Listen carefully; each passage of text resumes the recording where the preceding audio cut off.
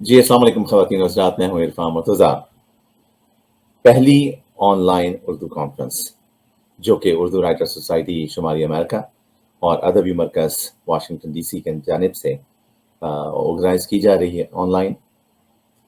اس سلسلے میں مختلف سیگمنٹس ہیں، اور ایک سیگمنٹ جو میں نے اپنے لیے چنا وہ ہے تصوراتی مکالمات، اردو میں تصوراتی مکالمات، ان کی کیا اہمیت، کیا ضرورت، تھوڑا سا مختلف ہے۔ سلسلہ یہ ہے کہ دیکھیں، یہ میں پہلے بھی کہہ چکا ہوں کہ جیسے ہمارے ایگزامس میں مضمون لکھنے کے لیے ایک سوال آتا ہے جس کے 20 نمبر ہوتے ہیں، زیادہ تر ہمیں جو نمبر ملتے ہیں وہ اس لیے کہ شاعر یا ادیب جس کے بارے میں ہم مضمون لکھ رہے ہیں اس کی تاریخ پیدائش، تاریخ وفات، کہاں پلا بڑھا، کتنے بچے تھے، کتنی شادیاں کی، کس محلے میں رہا، تھوڑا بہت اثر تو ظاہری بات ہے انسان پہ ان چیزوں کا ہوتا ہے، لیکن اس کا اسلوب کیا ہے، وہ کیا سوچتا ہے۔ اگر میں کسی سے اپنا انٹروڈکشن کرواتا ہوں ایک لکھاری کی حیثیت سے، ایک شاعر کی حیثیت سے، تو اس کو میں اپنی کتاب پیش کرتا ہوں۔ وہ کتاب میں ہوں کیونکہ جو کچھ میرے اندر ہے وہ میرے الفاظ میں ہے۔ اس سے کوئی فرق نہیں پڑتا کہ میں کس جگہ پلا بڑھا۔ میں نے جیسے کہا ہاں تھوڑا بہت اثر پڑتا ہے، لیکن مکمل اسلوب جو میری شخصیت ہے، جو میں کہنا چاہ رہا ہوں، جو میری سوچ ہے، جو میرے خیالات ہیں، وہ کس طرح میں دوسروں تک پہنچاؤں، اور یہی اس مضمون کا حصہ ہونا چاہیے۔ تو میں اس سلسلے میں نے ایک کتاب تصویریں کے نام سے لکھی جو کہ 350 صفحات پر مشتمل ہے، اور اس کتاب یہ آپ دیکھ رہے ہیں، اس میں 32 مختلف شعراء سے گفتگو ہے، جس میں اقبال ہیں، غالب ہیں، داغ ہیں، فیض ہیں، اس میں محسن احسان ہیں، محسن نقوی ہیں، اور اس میں اس کے علاوہ مجید امجد ہیں، حمایت علی شاعر ہیں، ناصر کاظمی ہیں۔ تو یہ 32 شعراء مختلف، ان سلسلہ یہ ہے تصوراتی مکالمات کا کہ میں بتاؤں کہ کس طرح سے میں لکھتا ہوں۔ کوئی بھی شاعر ہو اس کی تمام کتابیں پڑھنا، پھر ان میں سے اشعار چننا کہ جن کو گفتگو کا حصہ بنایا جا سکے، جس سے اس شاعر کی سوچ بھی واضح ہو سکے۔ تو اس کے بعد ہر شعر کا ایک پیراگراف بنانا، اس کے ان کو آپس میں جوڑنا، تو کافی کام ہوتا ہے، کیونکہ جیسے میر کو پوری کلیات میر پڑھ کے اس میں سے اشعار نکالنا اور اس کے حساب سے پوری گفتگو، اور کہیں بھی یہ نہ ہو کہ تسلسل ٹوٹ جائے، یا یہ لگے کہ جی اچھا جی یہاں سے آپ نے صفحہ پلٹ کے دوسری جگہ چلے گئے۔ آج جو میں مکالمہ آپ لوگوں کے سامنے پیش کر رہا ہوں وہ ہے احمد فراز سے ایک تصوراتی ملاقات۔ فراز صاحب کی جو کتابیں ہیں اس میں 10 کتابیں جو ہیں وہ غزلوں پہ مشتمل ہیں۔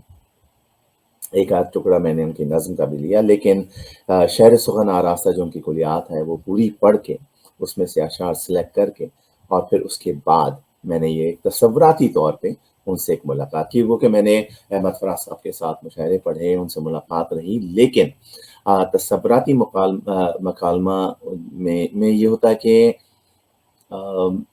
ایک مختلف قسم کی گفتگو ہوتی ہے۔ اور اسلام آباد میں ڈاکٹر رشید نثار صاحب نے مجھ سے پوچھا کہ بھئی آپ نے یہ اتنے بڑے بڑے لوگوں سے بیٹھ کے جو گفتگو کی، لیکن آپ نے اپنی شخصیت کو نہیں دبنے دیا۔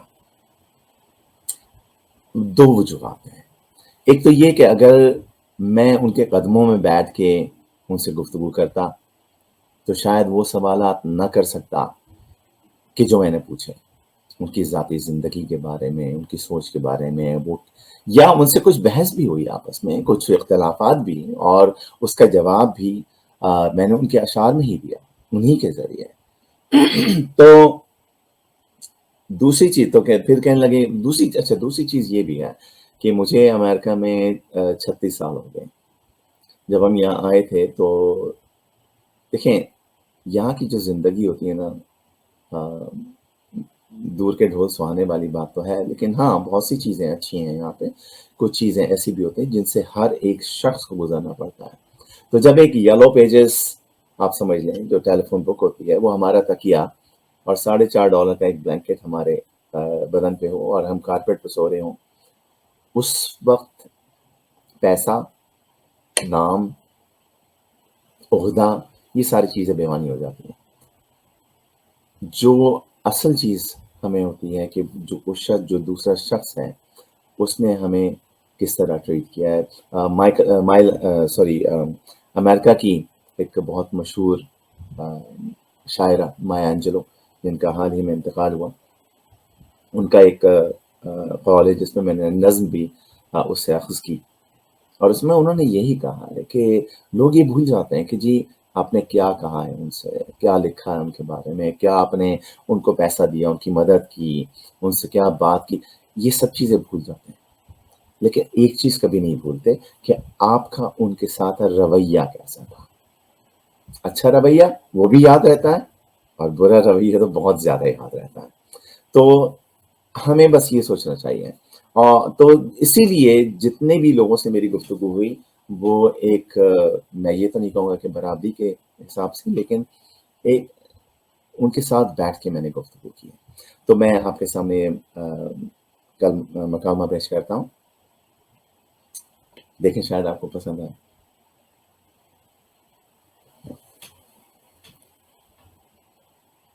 ہمارے بس اسٹاپ تک پہنچتے پہنچتے ہمارے سامنے سے دھول اڑاتی ہوئی بس یوں بھاگی کہ جیسے ہم اس بس سے یا بس کے ڈرائیور سے کوئی قرضہ مانگ لیتے۔ آواز بھی دی، ہاتھ بھی ہلایا، مگر بس نہ رکی۔ اب دوسری بس کے انتظار میں نہ جانے کب تک ہمیں اس بس اسٹاپ پر ٹھہرنا ہوگا، یہ سوچ کر ہم نے چاروں جانب نظر دوڑائی۔ سامنے ایک چھوٹا سا چائے خانہ نظر آیا۔ ہم چائے تو پیتے نہیں تھے، چلو گرمی کا فائدہ اٹھاتے ہوئے وہاں سے کوئی کوکا کولا یا کوئی ایسا کوئی مشروب پی لیا جائے۔ یہ سوچ کر ہم سر جھکائے اس چائے خانے کی جانب چلنے لگے۔ یکدم کوئی شخص ہمارے سامنے آ گیا۔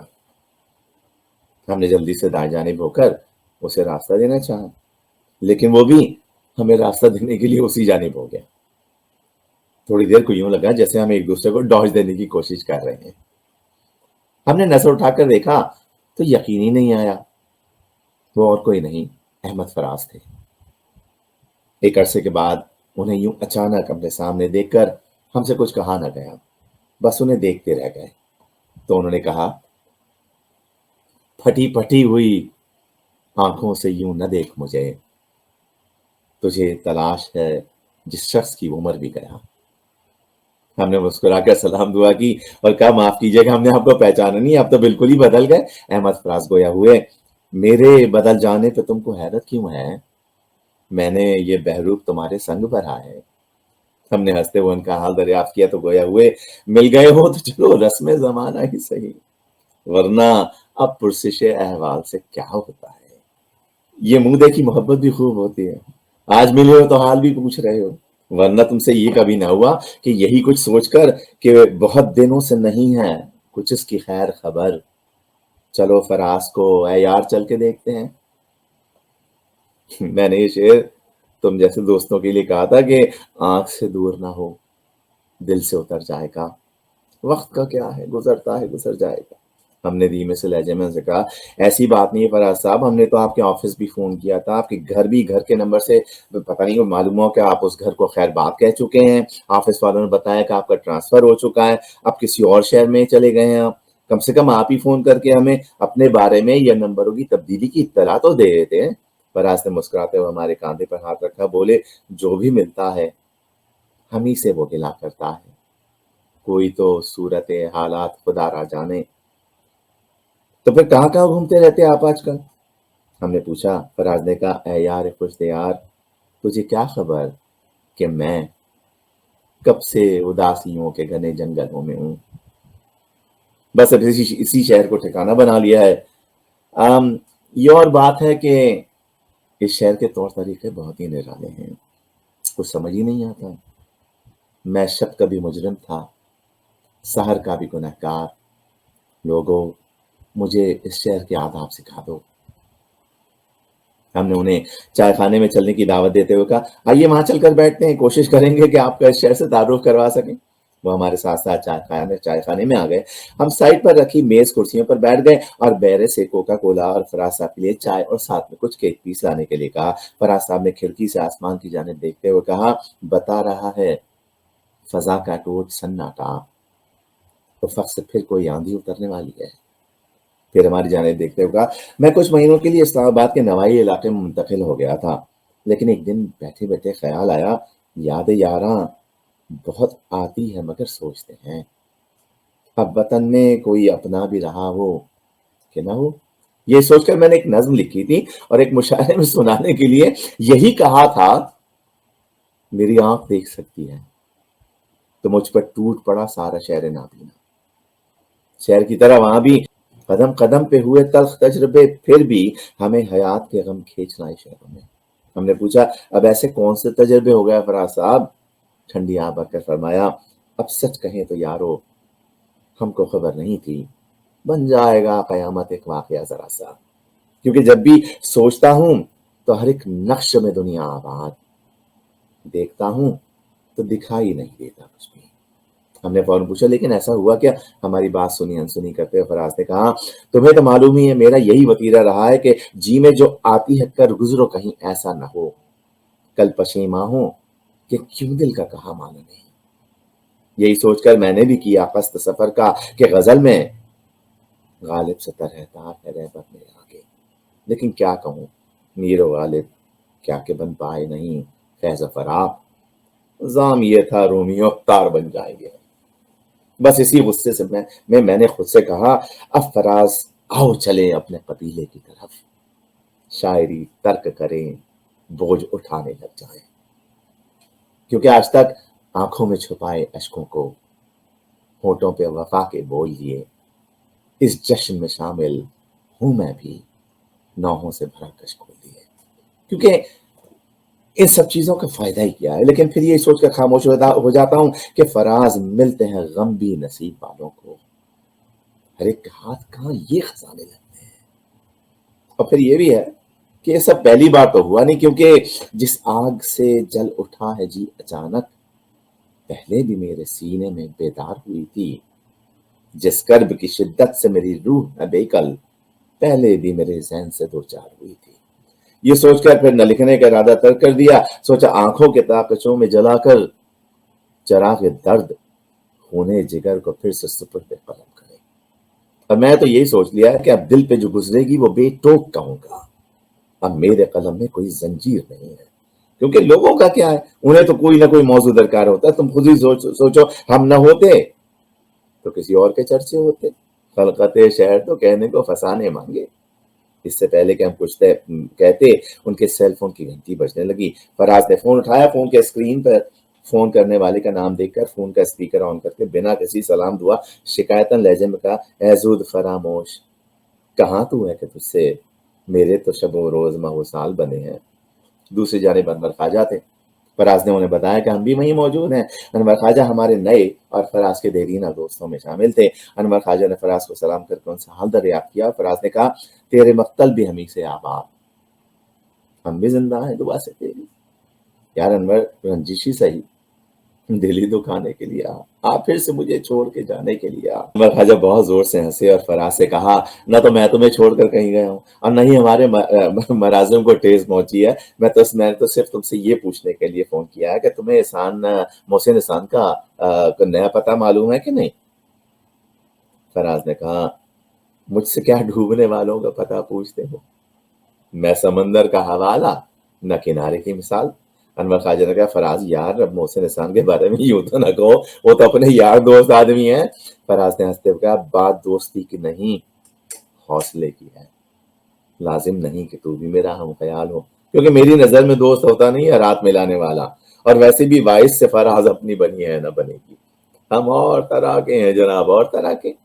انور خواجہ نے کہا کہیں تم محسن احسان کو ان کے سامنے وائز نہ کہہ دینا۔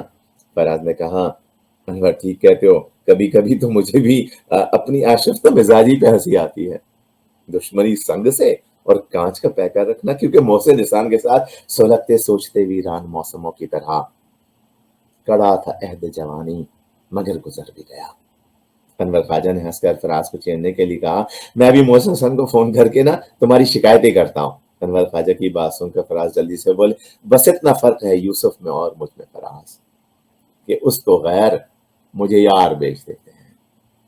انور خواجہ نے انہیں اور ہمیں خداحافظ کہہ کر فون بند کر دیا۔ اتنی دیر میں باہر بوندباری شروع ہو گئی۔ فراز نے باہر کی جانب نظر ڈالتے ہوئے کہا، شاید کوئی خواہش ہوتی رہتی ہے، میرے اندر بارش ہوتی رہتی ہے۔ ان کے چہرے پر افسردگی کی ایک لہر دوڑ گئی۔ وہ ہماری جانب دیکھ کر گویا، پتہ ہے کیا عرفان، اب تو وہ وقت آ گیا ہے کہ ساحل کو چھوڑ کر گہرے سمندر میں اتر جانا چاہیے۔ ان کا موڈ یکدم تبدیل ہو چلا تھا۔ چائے کا ایک لمبا گھونٹ لے کر فراز گویا ہوئے، مدتوں سے یہی عالم، نہ توقع نہ امید، دل پکارے ہی چلا جاتا ہے جانا جانا۔ ہم نے ان کا موڈ بدلتے ہوئے دیکھا تو پوچھا، خیریت تو ہے؟ یہ ایک دم اچانک کیا ہو گیا آپ کو؟ فراز نے ٹھنڈی آہ بھرتے ہوئے کہا، تم تو جانتے ہی ہو آپ، کیا کہیں کتنے مراسم تھے ہمارے اس سے، وہ جو ایک شخص ہے منہ پھیر کے جانے والا، اور جب بھی اس شخص کے بارے میں سوچتا ہوں تو یہی سوچتا ہوں کہ یوں دل میں ہے تیری یاد جیسے ویرانے میں آگ جل رہی ہو۔ لوگوں کو اندازہ ہی نہیں ہوتا کسی کی اہمیت کا کہ جب تک ہم سے وہ شخص دور نہ ہو جائے۔ محبت کو ایک عام سی بات سمجھتے ہیں، اور ہم بھی کیا سادہ تھے، ہم نے بھی سمجھ رکھا تھا غم دورہ سے جدا ہے غم جانا جانا، حالانکہ ایسا نہ تھا اور نہیں ہوگا۔ کبھی کبھی تو میں یہ بھی سوچتا ہوں کہ کسی بے وفا کی خاطر یہ جنون فراز کب تک، جو تمہیں بھلا چکا ہے اسے تم بھی بھول جاؤ۔ لیکن پھر وہی ہے کہ چند یادیں نوحہ گر ہیں خیمہ دل کے قریب، چند تصویریں جھلکتی ہیں صفِ مژگاں کے پاس، تو انہی یادوں اور تصویروں کو سینے سے لگائے یہی سوچتا ہوں کہ وہ پاس نہیں، احساس تو ہے، ایک یاد تو ہے، ایک آس تو ہے، دریائے جدائی میں دیکھو تنکے کا سہارا کیسا ہے۔ اکیلے میں جب بھی بیٹھوں تو یہ سوچتا ہوں کہ تتلی کے تعاقب میں کوئی پھول سا بچہ، ایسا ہی کوئی خواب ہمارا بھی کبھی تھا۔ ہم نے فراز کی جانب دیکھتے ہوئے کہا، آپ کے اتنے چاہنے والے ہیں لیکن آپ صرف ایک شخص کے لیے ہی ہماری بات کاٹتے ہیں۔ فراز نے کہا، ہم سفر چاہیے، ہجوم نہیں، ایک مسافر بھی قافلہ ہے مجھے۔ یہی سوچ کر لکھتا رہتا ہوں اور خدا سے یہی دعا کرتا رہتا ہوں کہ اتنا بے صرف نہ جائے میرے گھر کا جلنا، چشم گریا نہ سہی چشم تماشائی دے۔ بعض اوقات یہ سوچ کر رو دیتا ہوں کہ ایک بار، صرف ایک بار غلطی سے کسی کو بددعا دی تھی کہ ہنس نہ اتنا بھی فقیروں کے اکیلے پن پر، جا خدا میری طرح تجھ کو بھی تنہا رکھے۔ یہ معلوم نہیں تھا کہ وہ بددعا کسی اور کو لگنے کے بجائے خود مجھے لگ جائے گی۔ خیر چھوڑو عہد وفا کی باتیں، کیوں جھوٹے اقرار کریں، کل میں بھی شرمندہ ہوں گا، کل تم بھی پچھتاؤ گے، کیونکہ یہ یادوں کے شے تو ذہن میں ہی قائم رہتے ہیں اور پھر رفتہ رفتہ یہی زندہ میں بدل جاتے ہیں۔ اب کسی شہر کی بنیاد نہ ڈالی جائے۔ ہم نے پوچھا، تو اب آپ کے کیا ارادے ہیں، اسی شہر میں ٹھہرنا یا ہماری بات کرتے ہوئے فراز صاحب گویا ہوئے، اب اس کے شہر میں ٹھہریں کہ کوچ کر جائیں؟ فراز آؤ ستارے سفر کے دیکھتے ہیں۔ یہ کہہ کر فراز صاحب جانے کے لیے کھڑے ہوئے تو اور کہا کہ اس سے پہلے کہ بے وفا ہو جائیں، کیوں نہ ہے دوست ہم جدا ہو جائیں۔ پھر ہاتھ ملاتے ہوئے کہا، عرفان تم سے ایک عرصے بعد ملاقات ہوئی ہے، اب اب تو میں یہیں رہتا ہوں، ملتے رہنا، کہیں ایسا نہ ہو کہ اب کہ ہم بچھڑے تو شاید کبھی خوابوں میں ملیں، جس طرح سوکھے ہوئے پھول کتابوں میں ملیں، کیونکہ یہاں محبت کا فقدان ہے، ڈھونڈنے سے بھی کوئی محبت کرنے والا نہیں ملتا۔ ہم نے ان سے بات کی، سن کر ان کا ہی شعر پڑھا کہ اور فراز چاہیے کتنی محبتیں تجھے، ماؤں نے تیرے نام پر بچوں کا نام رکھ دیا، وہ اپنا شعر سن کر ہنستے ہوئے کھڑے ہوئے، ہم سے ہاتھ ملایا اور اپنے آفس کی جانب روانہ ہو گئے۔ ہم نے انہیں دور جاتا دیکھا تو ذہن میں انہی کا شعر گونجنے لگا کہ عجیب وضع کا احمد فراز ہے شاید، کہ دل دریدہ مگر پیرہن سلامت ہے۔ تو خواتین و حضرات، یہ ہے تصوراتی مکالمہ، اور اس سے آپ نے دیکھا کہ جتنی بھی گفتگو ہے، ظاہری بات ہے وہ میں نے تصوراتی طور پہ لکھی، لیکن جو اسلوب، جو سوچ، جو انداز اور جو ساری چیزیں وہ احمد فراز کا ہے۔ تو امید ہے آپ کو میری کاوش پسند آئی ہوگی، اور انشاءاللہ جلد ہی اس سلسلے کی دوسری کتاب بھی منظر عام پہ آ جائے گی، کیونکہ اس میں بھی بہت بڑے نام ہیں۔ اس میں پروین شاکر ہیں، استاد قمر جلال بھی ہیں، مصطفیٰ زیدی ہیں، حسرت ہیں، اس میں ادا جعفری ہیں، اس میں اختر شیرانی ہیں، اور بہت سے بڑے بڑے نام ہیں اس میں، رفیع الدین راز صاحب بھی ہیں اس میں۔